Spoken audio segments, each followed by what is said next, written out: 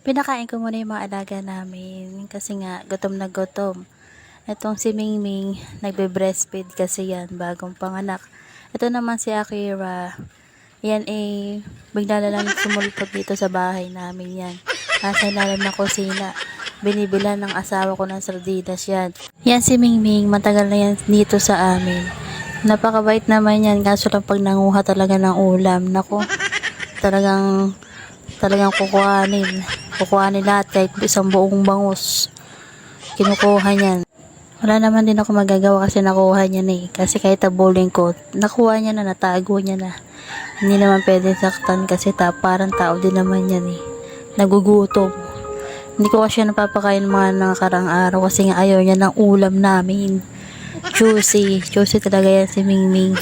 Yan si Mingming, humihiga yan sa kama namin. Talagang gusto niya yung malambot. Minsan yan nakaunang pa yan